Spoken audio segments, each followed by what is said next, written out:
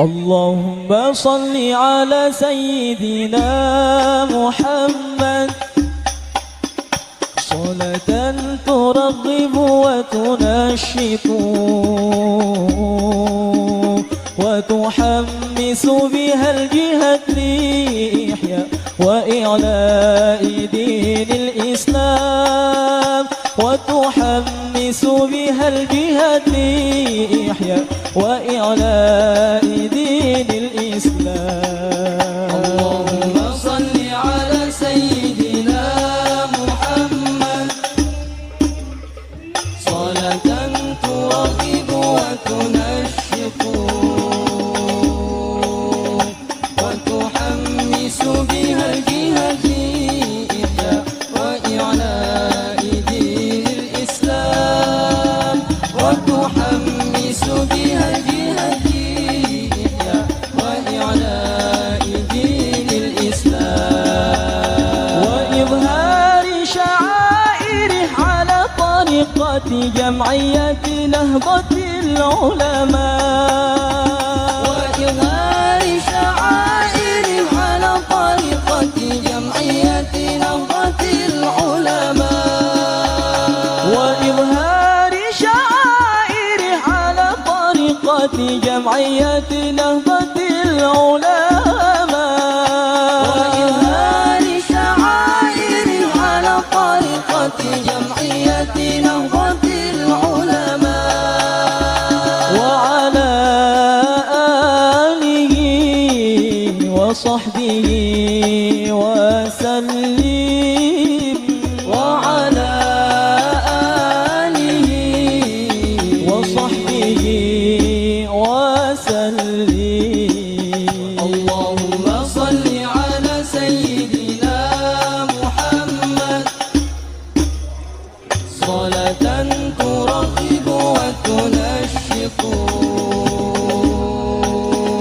وتحمس بها الجهاد لإحياء وإعلاء دين الإسلام وتحمس بها الجهاد لإحياء وإعلاء دين الإسلام.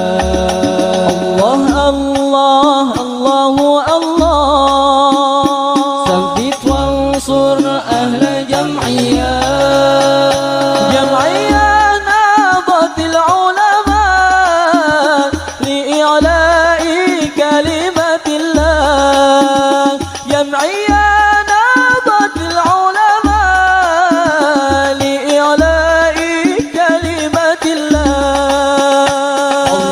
الله الله الله ثبت وانصر أهل جمعية جمعية نهضة العلماء لإعلاء كلمة الله جمعية نهضة العلماء لإعلاء كلمة الله. اللهم صل على سيدنا محمد صلاة ترغب وتنشط وتحمس بها الجهاد لإحياء وإعلاء دين الإسلام وتحمس بها الجهاد لإحياء وإعلاء دين الإسلام.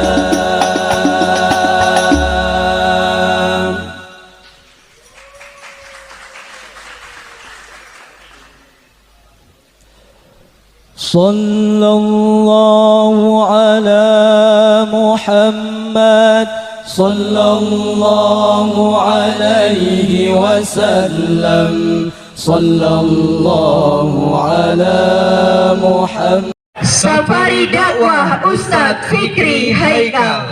Kepada Ustadz Ki Haji Muhammad Fikri Haikal MZ dipersilahkan.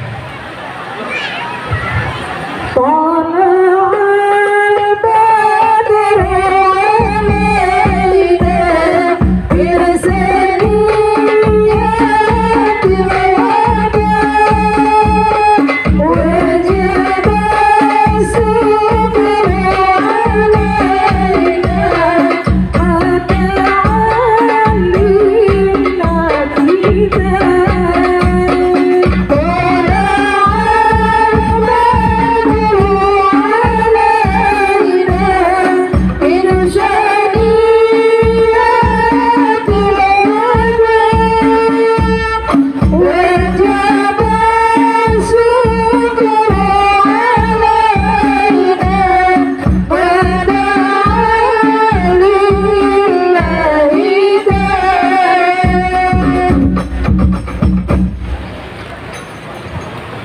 Assalamualaikum warahmatullahi wabarakatuh. Waalaikumsalam warahmatullahi wabarakatuh.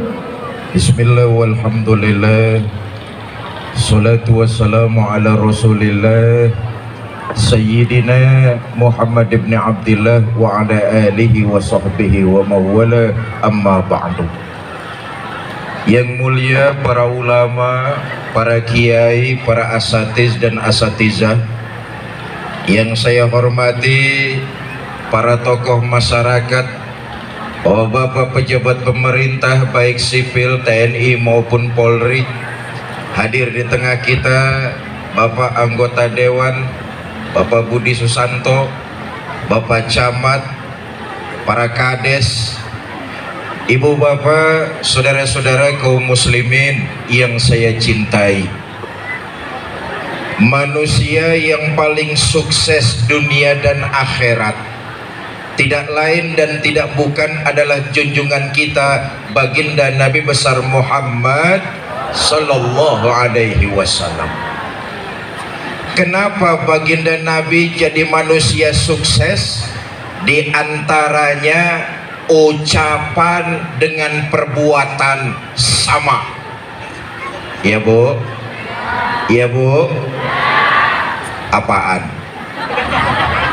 So tahu. Nabi jadi manusia sukses karena ucapan dan perbuatannya sama. Kalau Nabi bilang A yang dikerjakan. Kalau Nabi bilang B yang dilakukan. Antara ucapan dengan perbuatannya tidak berbeda. Misalnya Nabi menganjurkan, saudara-saudara, rajin-rajinlah bangun tengah malam, ambil air wudhu, dirikan sholat tahajud, laporkan persoalan kepada Allah. Sejarah Nabi kita baca, beliau kalau sholat tahajud kakinya bengkak karena rajin ruku dan sujud.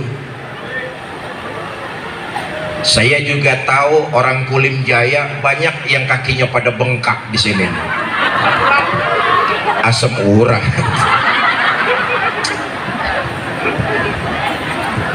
Saudara-saudara, rajin-rajinlah bangun tengah malam. Sepertiga malam yang akhir Nabi sudah diri melaksanakan sholat tahajud.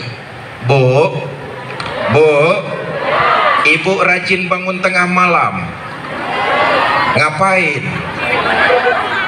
Nguyu.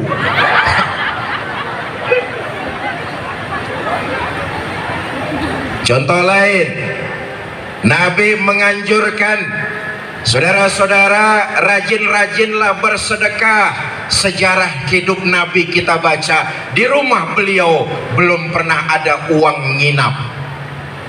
Itu sebabnya Nabi jadi manusia sukses karena ucapan dengan perbuatan sama. Kita sayangkan sekarang ini banyak pemimpin-pemimpin kita yang ucapan dengan perbuatannya tidak sama.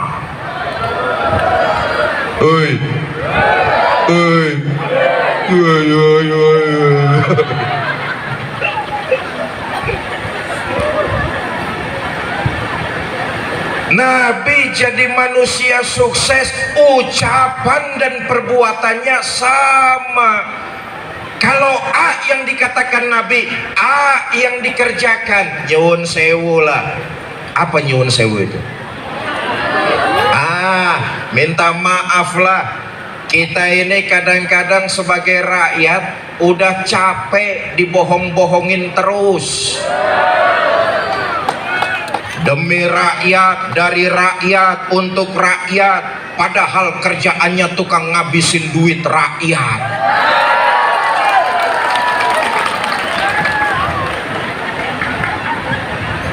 Saya bersama dengan tim yayasan, alhamdulillah pagi hari ini bisa silaturahmi di desa Kulim Jaya.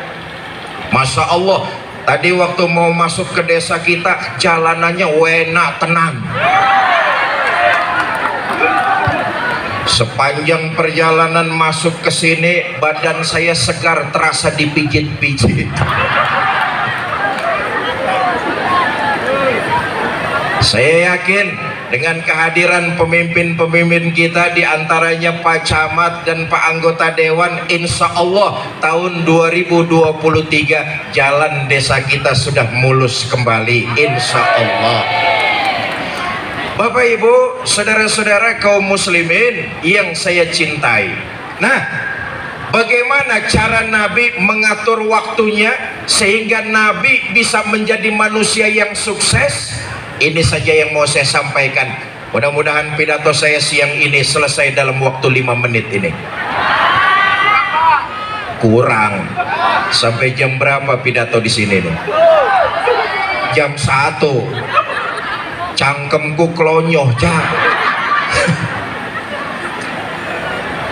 Bersumber dari Ummul Mukminin Sayyidah Siti Aisyah radhiyallahu anha, adalah junjungan kita baginda Nabi besar Muhammad sallallahu alaihi wasallam. Beliau menjadi manusia sukses karena membagi waktunya dalam satu hari menjadi 3 bagian. Sepertiga waktu Nabi digunakan untuk ibadah, sepertiga waktu Nabi digunakan untuk tugas, sepertiga waktu Nabi digunakan untuk keluarga. Jadi ada waktu-waktu yang digunakan untuk baginda Nabi, ada waktu untuk ibadah, ada waktu untuk kerja, dan ada waktu bersama keluarga. Jelas? Jelas? Ayo kita lihat. Dalam hidup sering kita menyaksikan dari ketimpangan tingkah dan pola seseorang. Ada orang yang seluruh waktunya dihabiskan hanya untuk ibadah saja. Kerja nggak mau, keluarga berantakan. Orang semacam ini bukan orang yang terbaik. Ada lagi orang yang seluruh waktunya dihabiskan hanya untuk kerja saja. Siang, malam, pagi, sore urusannya mencari dunia. Allah dilupakan, sujud nggak pernah. Anak istri terlantar. Orang semacam ini bukan orang yang terbaik. Ada lagi orang yang seluruh waktunya dihabiskan hanya untuk keluarga saja. Tiap hari kerjaannya ngumpul sama keluarga. Bahasa Jermannya, mangan ora mangan sing penting. Orang macam ini bukan juga orang yang terbaik. Ada waktu untuk ibadah, ada waktu untuk kerja, dan ada waktu bersama keluarga. Pertama, sepertiga waktu baginda Nabi digunakan untuk ibadah. Di awal tadi saya jelaskan, Nabi ibadahnya makin luar biasa. Bahkan diterangkan, liyaghfirallahu ma taqaddama min zambika wa ma ta'akhkhar. Muhammad, dosamu yang lalu, yang sekarang atau yang akan datang kalau memang ada, seluruhnya sudah mendapat jaminan ampun dari Allah. Dosa sudah mendapat jaminan ampun. Ibadah Kanjeng Nabi malah makin luar biasa.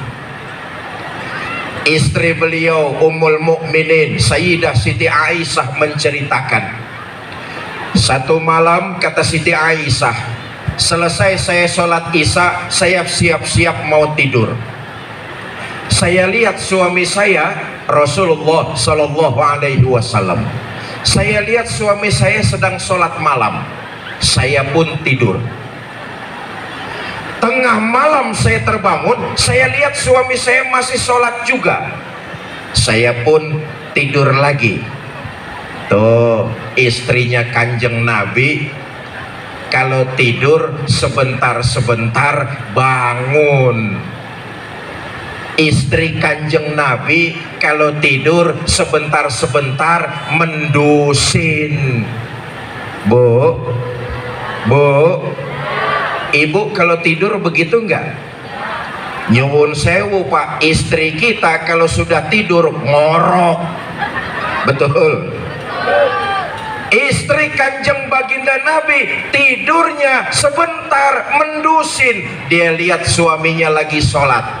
Tengah malam saya terbangun, saya lihat suami saya masih sholat juga, saya tidur lagi. Sepertiga malam yang akhir saya terbangun, saya lihat suami saya masih sholat juga. Saya tungguin. Selesai suami saya sholat, saya hampiri, saya tanya, Bang, ada apa yang? Oh, Nabi itu kalau sama istrinya tipe suami romantis. Nabi kalau manggil istrinya kalimatnya mesra, ya Humaira, hai yang kemerah-merahan. Loh, ini ngajarin kita nih para suami, Pak,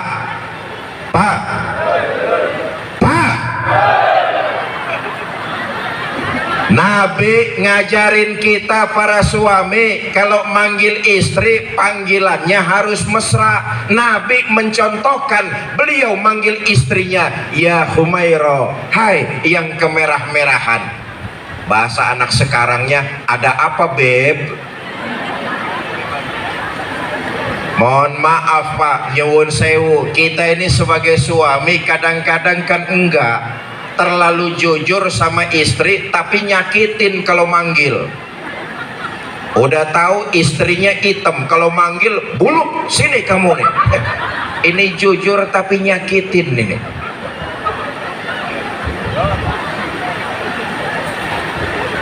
Bang, ada apa yang? Abang kan dosanya sudah mendapat jaminan ampun dari Allah. Terus ya kalau sholat jangan gitu-gitu benar. Kenapa sih bang? Lihat, mendapat setengah protes dari istrinya. Apa jawab baginda Nabi? Aisyah, afala uhibbu an akuna abdan sakuro. Kamu pikir saya nggak senang? Oleh Allah saya mendapat gelar abdan sakuro, hamba yang pandai bersyukur. Makin diampuni dosa saya, makin saya bersyukur kepada Allah. Makin diampuni dosa saya, sujud dan ibadah saya kepada Allah makin saya tingkatkan. Maka jelaslah, kalau kita ingin sukses dalam kehidupan di dunia, lebih-lebih di akhirat nanti, tidak lain dan tidak bukan waktu kita sepertiganya digunakan untuk ibadah, sebagaimana yang dicontohkan baginda Nabi besar Muhammad sallallahu alaihi wasallam. Mudah-mudahan kita semua yang hadir di masjid, di pelataran masjid ini, Allah catat sebagai sebuah ibadah dan dilipat gandakan pahalanya. Oh, ini jangan lupa ya, orang yang rajin ibadah macam bapak ibu semua ini, jangan dipikir iblis seneng. Iblis paling nggak seneng kalau ada orang yang rajin ibadah macam bapak ibu semua ini. Dengan segala cara, dengan segala tipu daya, iblis ingin menggagalkan ibadah kita. Mulai dari rumah tadi nih, jam 7 iblis sudah membisiki hati kita, jangan sampai hadir di Masjid Baitur Rahman. Kata iblis bisikin kita waktu masih di rumah tadi, ngapain kamu datang ke Masjid Baitur Rahman? Nanti penceramahnya nggak bakalan datang lagi kayak 8 tahun lalu. 8 tahun lalu begitu di sini ya? Insya Allah enggak lah. Iblis membisiki kekhawatiran kita tuh. Oh, jangan-jangan kamu dibohongi panitia. Udahlah, nggak usah datang ke masjid, mending di rumah saja, santai-santai. Iblis bisikin hati kita tuh. Jelas? Jelas? Bapak Ibu jihad lawan bisikan iblis. Enggak, saya mau datang ke masjid, mau pengajian Yayasan Kita Peduli. saya mau ikutin pengajiannya. Bapak ibu datang ke masjid ngikutin pengajian. Saudara, jangan dikira di masjid daerah zona bebas iblis. Iblisnya makin gemuk di sini, Pak. Justru di sini nih hati kita digodain lagi sama iblis. Kata iblis, ya sudahlah, kamu datang sono masuk ke pengajian. Nanti di pengajian sampean ngobrol aja ngobrol. Ustadznya nggak usah didengerin, ngomong aja, ngobrol saja. Iblis tuh, iblis,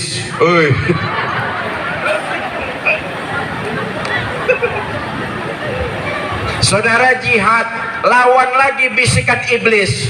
Gak, saya di pengajian mau meneng, mau diem, duduk, dengerin pidato ustadznya.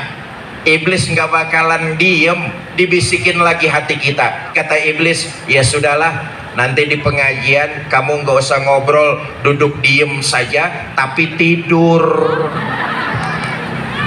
Dengan berbagai macam cara iblis mengganggu niat ibadah kita. Kenapa? Iblis tidak ingin kita jadi manusia sukses di alam dunia, lebih-lebih di alam akhirat nanti. Ayo kita komitmen sepertiga waktu kita gunakan untuk memperbanyak amal ibadah kita. Saya tanya bapak-bapak, ibu-ibu Desa Kulim Jaya Pak Kades ya. Bapak ibu saudara-saudara mau memperbanyak amal ibadah? Ya, yang jawab 20 orang. Mau memperbanyak ibadah? Ibadah yang kita kerjakan manfaatnya akan kembali buat diri kita masing-masing. Bukan untuk menyenangkan Allah, tapi kembali buat diri kita masing-masing. In khairan fa khairun wa in sarran fa sarrun. Kalau kamu memperbanyak ibadah, ibadah itu buat dirimu. Kalau kamu memperbanyak kejahatan, kejahatan itu akan menimpa dirimu sendiri. Maaf, ini yang hadir semuanya kan calon-calon jenazah. Betul apa tidak? Kata baginda Nabi, nanti setelah jasad kita digotong orang ke kuburan, yang ngiringi kita cuma 3, ahluhu wa maluhu wa amaluhu. Keluarga, harta, amal, ibadah, itulah yang ngiringi kita ke kuburan. Tapi sayang, yang 2 pulang. Siapa yang 2? Ahluhu wa maluhu, keluarga dan harta pulang, nggak mau nemenin masuk ke dalam. Yang nemenin kita tidak lain amal ibadah saja. Pak,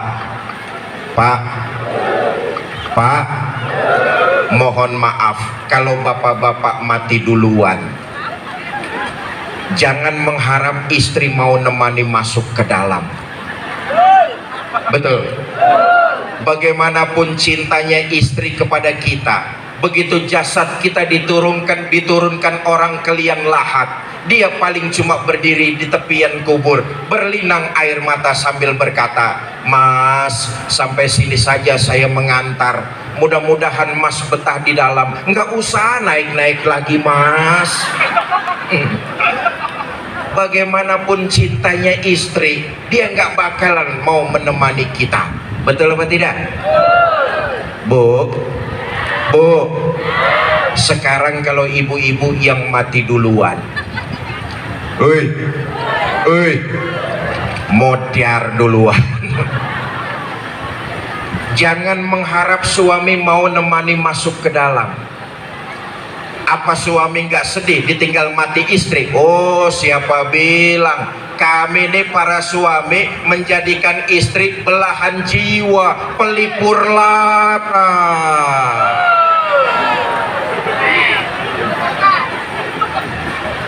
Apa suami nggak nangis ditinggal mati istri? Oh, siapa bilang? Kami ini para suami akan bercucuran air mata. Mata yang kanan, Mata yang kiri melotot nyari mana gantinya. Yang nemenin kita nggak lain adalah amal ibadah kita yang kita lakukan di Kulim Jaya, di Riau, di Indonesia, di alam dunia inilah itu yang akan menemani dan jadi bekal perjalanan kita di akhirat nanti. Mumpung masih diberikan kehidupan oleh Allah, memperbanyak amal ibadah, karena ibadah yang kita kerjakan bukan untuk menggembirakan Allah. Ini kecamatan apa namanya? Sekecamatan Lubuk Batu Jaya orang nggak ada yang sholat, Allah nggak akan pensiun jadi Tuhan. Betul apa tidak? Sedesa Kulim Jaya orang nggak ada yang sedekah, Allah nggak akan bangkrut jadi Tuhan. Betul apa tidak? Sholat yang kita dirikan, sedekah yang kita keluarkan, manfaatnya akan kembali buat diri kita. Ketika jenazah kita dimasukkan orang ke liang kubur, di saat itulah amal-amal ibadah yang kita lakukan akan kembali manfaatnya buat kita masing-masing. Karena itu, ayo gunakan umur yang Allah berikan kepada kita untuk memperbanyak ibadah. Nah, rangkaian dari ibadah hari ini kita bertemu qadarullah, atas izin dari Allah, wasilah Yayasan Kita Peduli Berbagi mempertemukan saya dan Bapak Ibu semuanya di desa kita tercinta atas wasilah Yayasan Kita Peduli Berbagi. Yayasan ini tadi sudah disampaikan bergerak dalam acara syiar Islam. Di antaranya adalah safari dakwah, lalu programnya pembagian, pendistribusian kitab suci Al-Quran yang harus dimiliki oleh setiap muslim jauh di pelosok-pelosok daerah kita. Bukan cuma sekedar pemberian dan pembagian saja, yayasan ini kemudian mengkoordinir guru-guru ngaji yang akan dikirim ke pelosok-pelosok daerah terpencil mengajarkan generasi-generasi muda Islam. Kita hidup di negara tercinta Indonesia Raya. Belajarlah dari sejarah. Bu, Spanyol pernah berjaya di bawah kepemimpinan Islam. Kapan? Dulu Islam pernah menguasai Spanyol, masuk lewat Sevilla, menguasai Cordova. Kapan? Dulu. Tapi Islam sekarang di Spanyol hanya tinggal kenangannya saja. Orang kalau cerita Spanyol bukan tentang Islamnya, tapi klub sepak bolanya. Betul apa tidak? Kita nggak pengen seperti Spanyol, Riau nggak pengen seperti Cordova. Kabupaten kita apa ini namanya? Indragiri, Hulu nggak ingin seperti Sevilla yang Islam pernah berjaya, tapi itu hanya tinggal kenangannya saja. Karena itu Yayasan Kita Peduli Berbagi bersama kita umat Islam punya kewajiban untuk mengkoordinir guru-guru agama, khususnya mengajarkan Al-Quran kepada saudara-saudara kita, anak-anak kita yang jauh di pelosok-pelosok negeri. Karena itu 20-30 tahun yang akan datang kita nggak pengen ada keluarga muslim yang beralih keyakinannya. Maka kewajiban kita bersama, yayasan ini bisa berjalan atas dukungan kita semua umat Islam,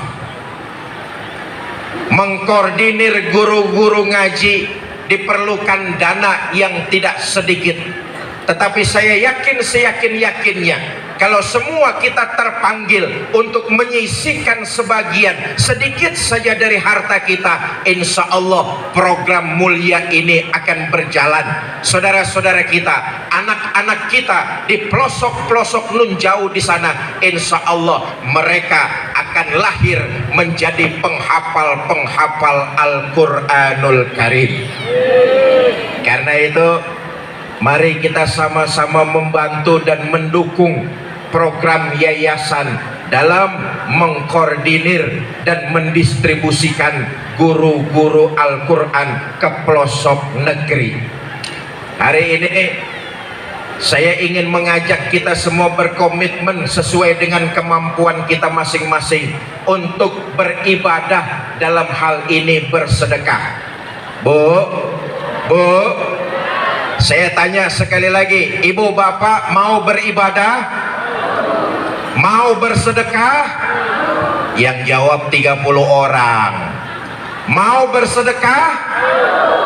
Bawa uang. Berapa? 2.000. Waduh, ngenyek kalau 2.000 itu. Masuk kebun binatang saja 15.000. Itu lihat monyet, masa lihat Haji Fikri 2.000? Nganyek sampean. Ada program dari yayasan kita Peduli Berbagi ini, Al-Quran, satu mushaf Al-Quran ini dimaharkan 100.000 rupiah.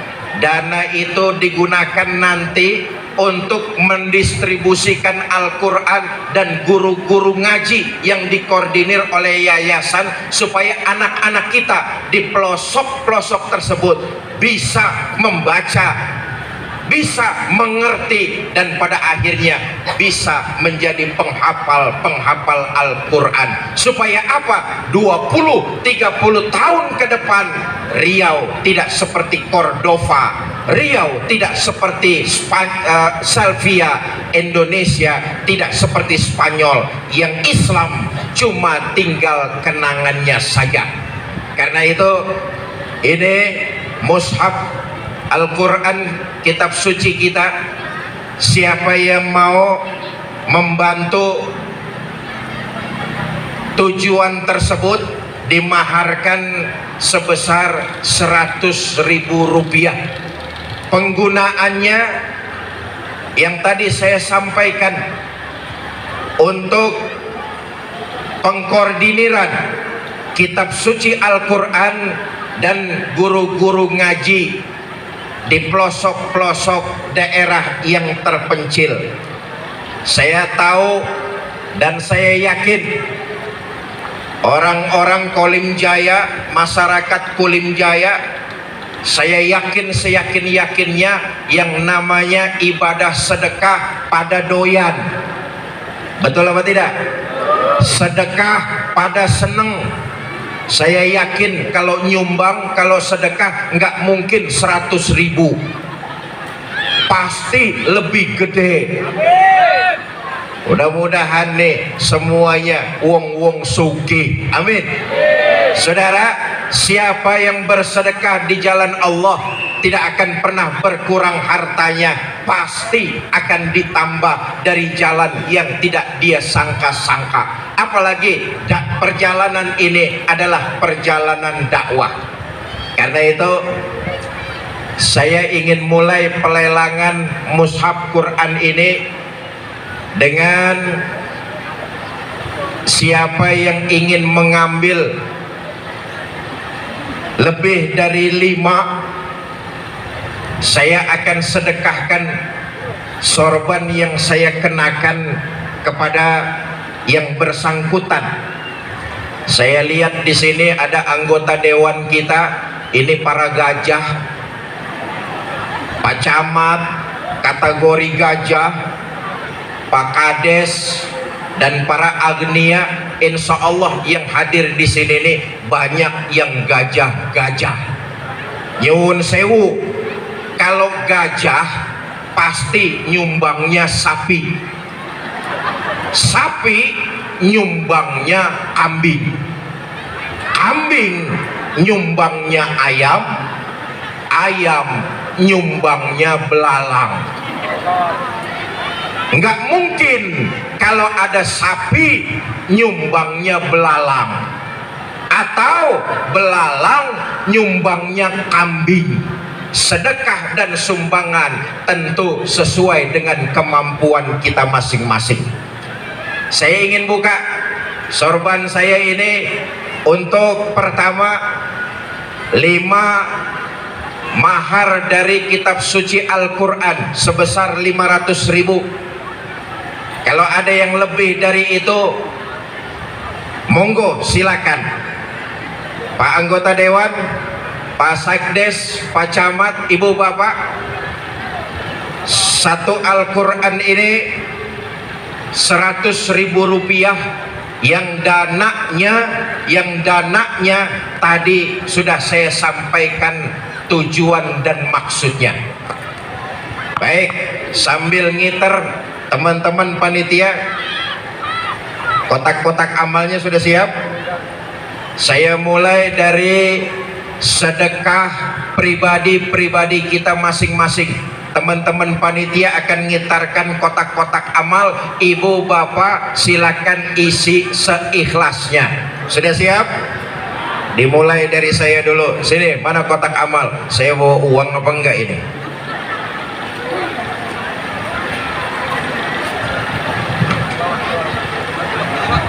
Allahumma salli wa sallim wa barik alaih. Ayo monggo salawat. Ya Nabi salam alaika, ya Rasul salam alaika, ya Habib salam alaika, salawatu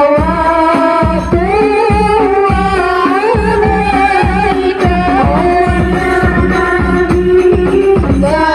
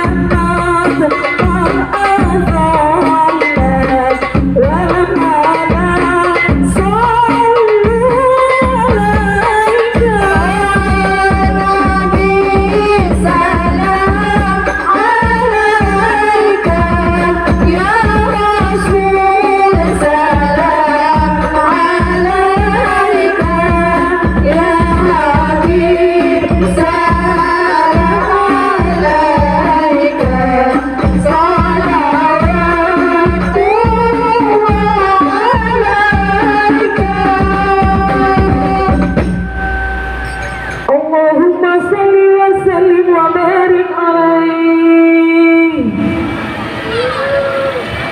Ibu bapak saudara-saudara, ketahuilah harta yang hakiki ketika kita infakkan itu di jalan Allah, baik membantu pembangunan pondok pesantren, membantu madrasah, menyantuni anak-anak yatim kita, membantu pembangunan masjid, termasuk di jalan berjuang di jalan Allah lewat syiar agama Islam. Itulah harta yang hakiki. Kelihatannya memang kita menitipkan harta itu kepada panitia, tetapi sesungguhnya harta yang kita titipkan itulah harta yang menemani perjalanan kita di alam barzah nanti. Adapun yang di kantong kita, yang di saku kita, yang di dompet kita, yang di rumah, mungkin yang di bank, hanya akan menguap begitu saja. Tetapi harta yang hakiki, harta yang kita sedekahkan di jalan Allah Subhanahu wa ta'ala. Mudah-mudahan infak sedekah yang ibu bapak keluarkan, Allah akan balas, Allah akan ganti dengan yang berlipat-lipat.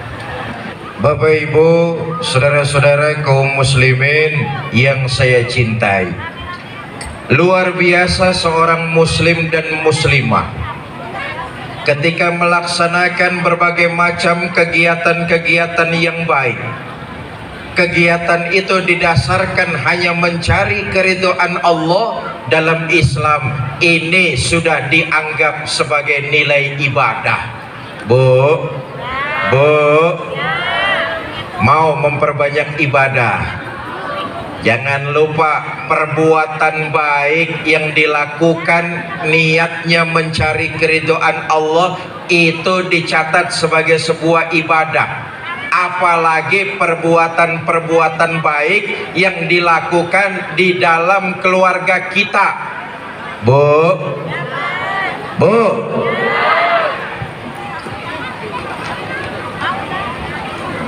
nurut, hormat,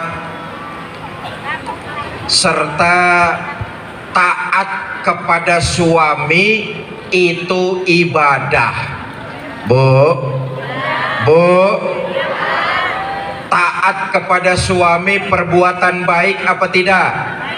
Selama perbuatan baik itu diniatkan mencari keridhaan Allah, dicatat sebagai sebuah ibadah, termasuk di dalamnya ketaatan kepada suami selama suami tidak melanggar perintah Allah. Jelas ya? Jelas? Mau kemana-mana izin sama suaminya, cium tangan suaminya. Tadi mau ngaji nih, izin gak sama suaminya nih? Cium tangan suaminya. Boro-boro cium tangan. Yang ada juga kadang-kadang campur merentah. Mas, saya mau ikut arisan. Itu hujan, itu jemuran, nanti kalau hujan tolong angkatin ya mas ya. Sudah nggak cium tangan tapi merintah suaminya. Mudah-mudahan istri-istri di sini mah nggak seperti demikian. Amin.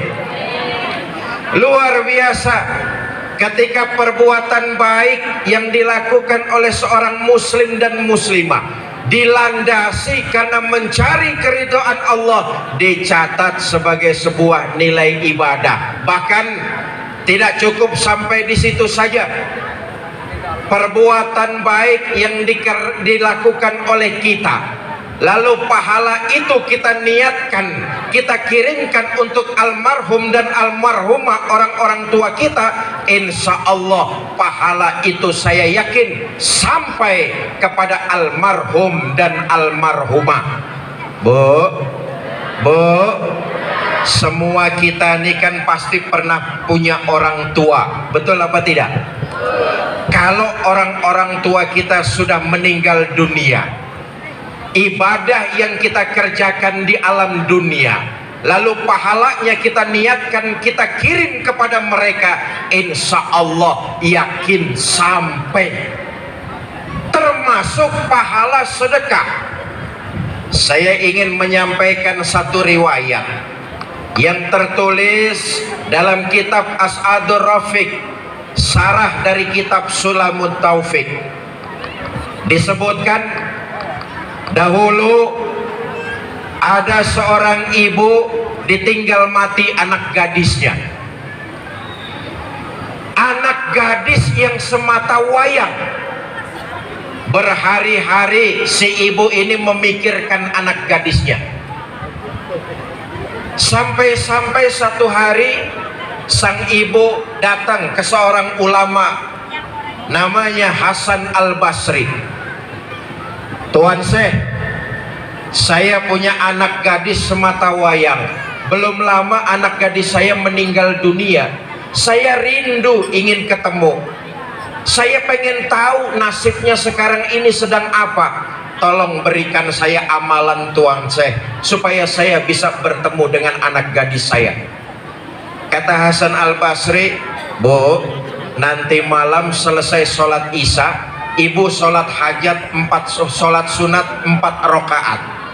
Selesai sholat sunnah 4 rakaat, baca sholawat sampai ibu tidur. Dikerjakan amalan ini oleh seorang ibu.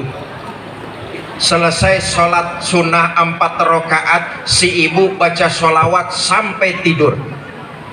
Dalam tidurnya sang ibu bermimpi melihat anak gadisnya. Rasa rindu yang setiap hari selalu menderu terobati dalam mimpi ibu itu melihat anak gadisnya. Tetapi apa yang terjadi? Si ibu melihat dalam mimpinya anak gadisnya sedang diazab di kuburan. Ibu ini bersedih. Orang tua mana yang tega melihat anaknya disiksa di alam kubur? Tanpa terasa ibu ini kaget mendusin. Astagfirullah, anak saya sedang disiksa di alam kubur. Pagi-pagi ibu ini lapor kepada Hasan Al-Basri. Tuan Syekh, amalan Tuan Syekh saya sudah kerjakan. Alhamdulillah saya mimpi ketemu sama anak saya. Cuma dalam mimpi anak saya sedang disiksa di alam kuburnya. Tuan Syekh, tolong berikan saya amalan supaya bisa meringankan siksa kubur anak saya. Kata Hasan Al-Basri, Bu, ibu sedekah sesuai dengan kemampuan ibu. Kalau ibu punya ilmu, sedekahkan ilmu ibu. Kalau ibu punya makanan, sedekahkan makanan ibu. Kalau ibu punya uang, sedekahkan uang ibu sesuai dengan kemampuan ibu. Pahala sedekahnya kirimkan kepada almarhumah anak gadis ibu. Baik Tuan Syekh, terima kasih. Pulanglah sang ibu ini. Berhari-hari si ibu nggak datang lapor kepada Syekh Hasan Al-Basri.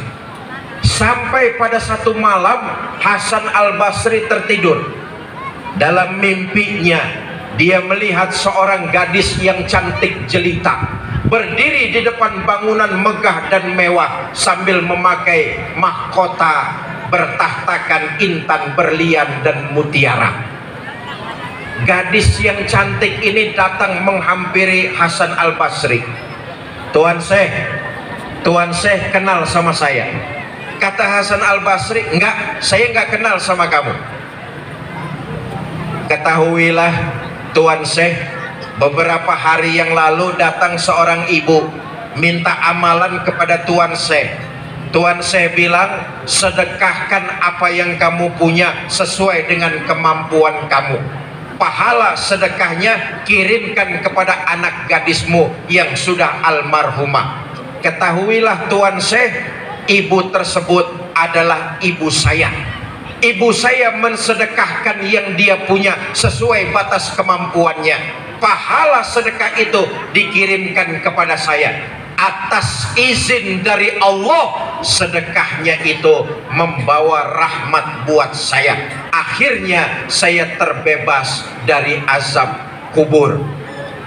Berdasarkan riwayat ini, Maka ketika kita berbuat baik, terutama sedekah, yang kita lakukan, pahala sedekah itu dikirimkan untuk kedua orang tua kita. Hakul yakin, yakin seyakin-yakinnya, pahala sedekah yang kita kirimkan akan sampai kepada mereka semua, dan mereka semua tentu akan merasa senang dan girang karena perbuatan kita sedekah mengirimkan pahalanya kepada mereka. Bukti dari rasa cinta dan kasih sayang kita sebagai seorang anak kepada kedua orang tua. Satu, sepertiga waktu Nabi digunakan untuk ibadah. Yang kedua, saya lanjutkan. Zuhur jam berapa ini?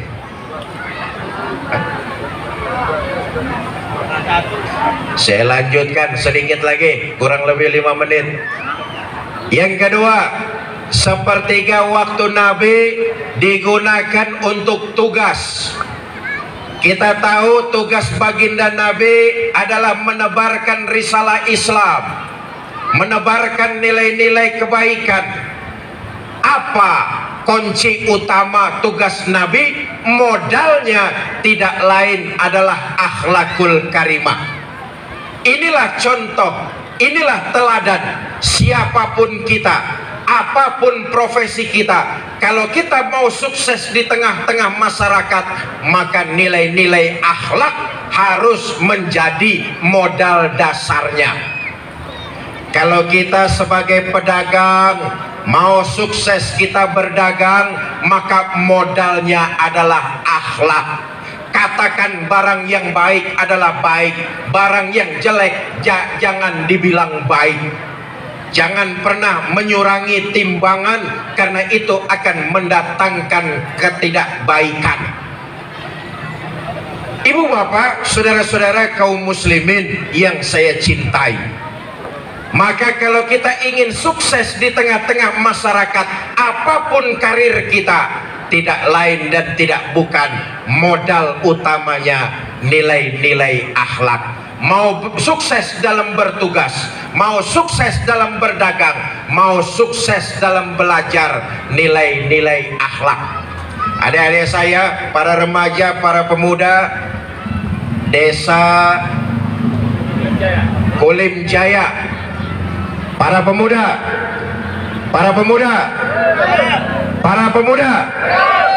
masyarakat tidak pernah mau lihat berapa banyak harta kekayaan kita. Masyarakat tidak pernah mau tahu anak siapa kita. Masyarakat tidak pernah mau tahu berapa banyak titel yang bersandar di pundak kita. Tetapi yang masyarakat lihat adalah akhlak kita. Kalau yang satu ini hancur, yang lain tidak akan banyak menolong untuk kepentingan kita. Mau diterima di tengah masyarakat, jelas modal utamanya adalah akhlak. Yang ketiga, yang terakhir, kunci kesuksesan baginda Nabi, sepertiga waktunya digunakan untuk keluarga. Dalam hal ini adalah anak dan istri. Pak, ketahuilah, tidak ada kesuksesan yang bisa kita raih di luar rumah tanpa dukungan dan doa dari keluarga kita yang ada di rumah. Perlu dicamkan, jadi apapun kita, sukses apapun yang kita raih di luar rumah sana, tanpa dukungan dan doa dari anak dan istri di rumah, rasa-rasanya sulit itu akan tercapai.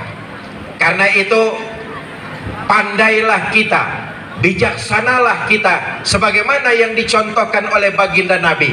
Mau jadi manusia sukses dunia dan akhirat, maka kita pandai-pandai harus membagi waktu antara keluarga, pekerjaan, dan ibadah. Kalau ini kita lakukan bersama, insya Allah kesuksesan itu akan bisa kita gapai dan kita capai.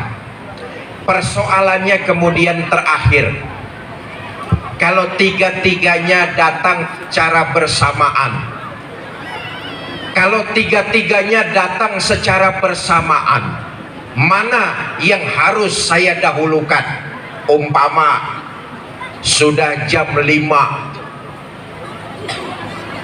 waktu sudah petang jam 5 sore, sholat asar belum, kerjaan di kebun lagi tanggung, anak di rumah kejepit daun pintu.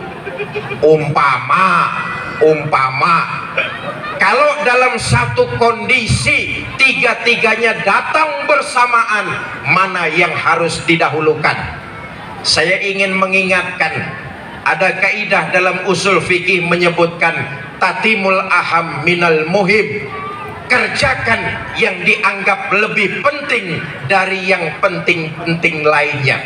Sudah petang jam 5 sore, sholat asar belum, kerjaan di ladang masih tanggung, kerjaan di ladang masih tanggung, sementara anak kejepit daun pintu. Kira-kira yang harus didahulukan menolong anak lebih dahulu. Tatimul aham minal muhim.